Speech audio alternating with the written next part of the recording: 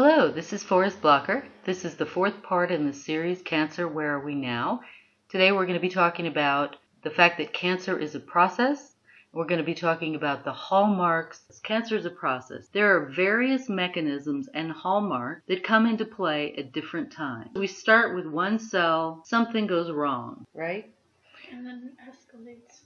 That's exactly right. Then it escalates. The first part of the process is called the initiation, and that's mostly what we've been talking about. There are various mechanisms and hallmarks that come into play at different times. The initiation part causes an irreversible mutation that can be carried by daughter cells.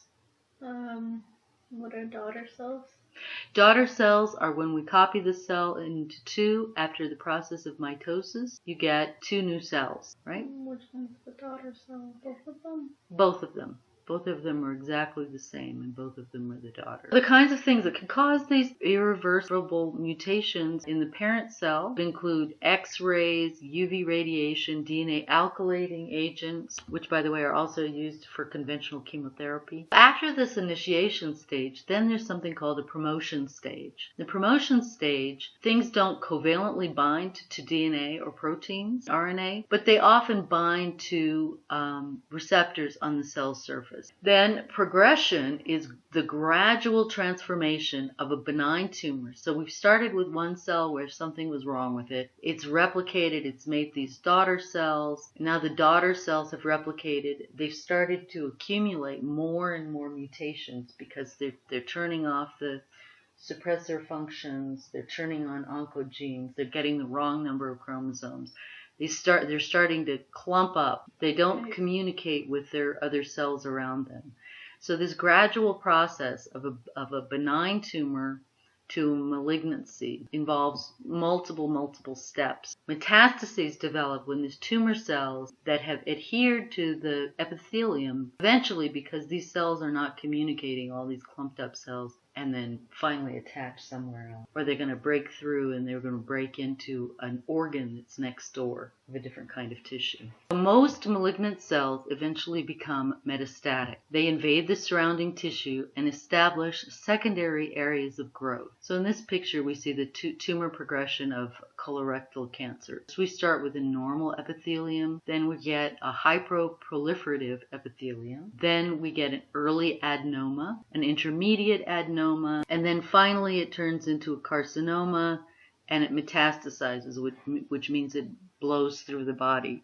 We can see in the case of colorectal cancer, what normally happens is initially there will be a loss or alteration of one chromosome, which is in this case a tumor suppressor. So we lose that tumor suppressor. That causes the cells to become hyperproliferative. That causes the cells to activate the KRAS oncogene from being a proto-oncogene. Then that in turn causes even more damage, including the loss of another tumor suppressor gene, DCC. And then finally you lose P53, which is another tumor suppressor gene. So all along the line, we had the loss of a tumor suppressor gene, the activation of an oncogene, and then the loss of two other tumor suppressor genes. All right, we also mentioned the hallmarks of cancer. We said that there was a growth hallmark, a proliferation hallmark, a metastasis hallmark, immortality and angiogenesis, and evading apoptosis hallmark. Oh crap. Yeah. That comes from that original article. It's a really good article. There's also genomic instability, which can be thought of as another hallmark, and an energy metabolism hallmark. So let's talk about each of those in a little bit of detail. Normal cells require growth signal. Oncogenes can mimic normal growth signaling. Molecular strategies for achieving autonomy. So autonomy means being able to get growth signals without getting the outside signals to say it's time for you to grow. Growth factor receptors can be overexpressed in many cancers. There can be an alteration of extracellular growth signals. There can be a transduction of extracellular growth signals, a creation of intracellular circuitry that translates extracellular growth signals into action. There can be ligand-dependent signaling through structural alteration of receptors. For example, truncated versions of the EGF receptor can fire constitutively, which means all the time. Yeah? What's the ligand independent signaling thing?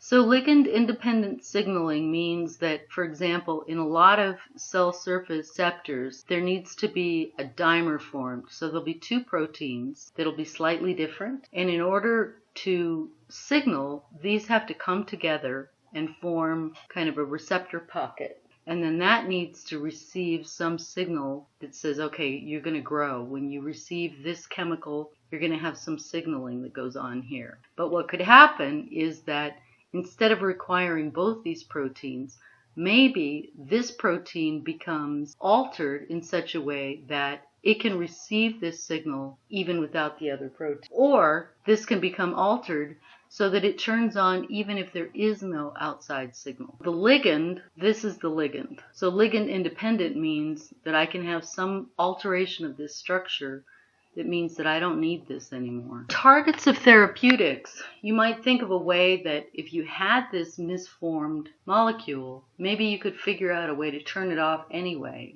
to have something bind to it so that it couldn't signal anymore, for example. You could target the membrane-bound receptor itself. You could target an extracellular growth factor, the ligand, or you could target this signaling inside the cell. So you could figure out a way to make a chemical that would stop each of the processes. The HER family is one growth factor ligand. In the HER family, we have HER1, HER2.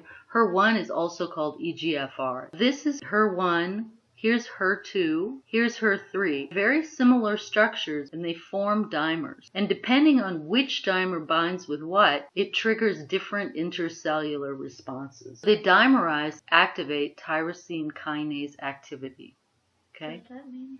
That means that in order for them to be turned on, one by itself won't do anything. There have to be two that dimerize or form a complex between two similar molecules. And that allows them to activate on this part. And so what a tyrosine kinase does is with the addition of some ATP, they can change the structure of proteins that bind on this side, activating them, causing them to do things downstream. 25 to 30% of breast cancer overexpress HER2.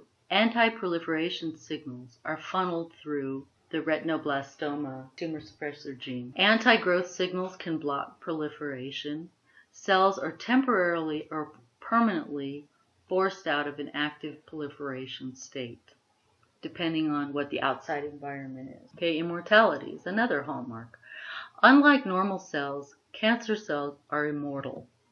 So they don't die? They don't die, that's right. And how do you get rid of them? Well, that's the difficult thing. That's the whole point of cancer research, is to figure out how to kill cancer cells. One thing that they do is, it's called telomere maintenance. On the end of chromosomes, there are telomeres which become shorter every time a cell divides. And it's sort of like a little built-in clock. And when it runs down to the end, the cell will die. And it's a sort of way of saying, okay, you can have n cycles of reproduction and then stop. But with cancer cells, there's machinery that keeps those from getting shorter. Number is called the Hayflick limit. Cancer cells keep telomere length by upregulating telomerase, or ALT, recombination based on intrachromosomal exchanges. Basically, even if these get shorter, they've got machinery to put back this little bit of the telomere at the end. It's a circumvention, this is another way of saying it, is a circumvention of cellular senescence. Senescence comes from the Latin senes, meaning to grow old, from sene, or biological aging. Cancer cells must develop an angiogenic ability. In other words, the ability to form these small blood vessels to feed the tissue. So they have to be able to grow that around. Remember that the cancer cell is growing up like a clump. So after the clump gets so big, there'll be one capillary here, but after it gets so big, now we have to be able to grow another one. And we have to be able to keep growing these capillaries as the tumor becomes bigger and bigger and bigger. So it's a discrete step during tumor development. Angiogenesis inhibiting signals are exemplified by VEGF and FGF. Endogenous inhibitors such as thrombopoietin or B integrin is downregulated in cancer. So things that inhibit the formation of these blood vessels get turned off in cancer so that this angiogenic event can take place. Okay, motility. Proteins involved in tethering of cells are altered in cancer. Once you start getting tumor formation, you get this clump of cells and it's got these blood vessels. Some of these little cells have to be able to escape, get into other tissue, and ultimately get into the bloodstream. Yeah. So in order for that to happen, the thing that binds cells together has to be inhibited or turned off. So one of the things is CAMs, for example, IG and CAD families, which mediate cell-cell interaction. So there's some communication between cells, right? And that has to be turned off so that this cell can go off, fly off, and be by itself. There's also integrins, which link cells to the extracellular matrix substrates. Genomic instability, and this is one of those extra 2 hallmarks. So genome maintenance ensures that the DNA sequence information is retained. A malfunction of specific components of genomic maintenance is a hallmark of cancer. Normal versus abnormal mutational rate. In other words, in cancer cells, you want to have a higher mutational rate so that you can have this evolution happen more quickly. Chromosomal instability, gross translocations, gain or loss of chromosomal parts. What's translocation? Translocation is like with the Philadelphia chromosome, where we took part of one chromosome and bound it to another. That's called a translocation. Remember, this was chromosome 22 and this was chromosome 9. Right. Okay. So energy metabolism is the last hallmark we're going to talk about. Okay. So metabolism generates oxygen radicals. Those radicals can cause mutations. Excessive caloric intake, eating too much, can produce an excess of oxygen radicals, which increases your risk for cancer. Anaerobic glycolysis, or the Warburg effect, links to a high rate of glucose fermentation to cancer. Okay? 200 times normal, in fact. Glycolysis produces carbon skeletons, NADPH and ATP, to build new cancer cells, which persist in hypoxia that in turn rewires the metabolic pathways for cell growth and survival. Conversion of glucose to lactate, which can occur in hypoxic normal cells, persists in cancer despite the presence of oxygen that would normally inhibit glycolysis through a process termed the Pasteur effect. So what that means is we're producing ATP through normal cellular respiration. When we get oxygen, we're producing ATP through glycolysis at a rate of 200 times what it is in a normal cell. And so we're producing all this energy to make more cancer cells. So that's what we had to say today about cancer processes and cancer hallmarks.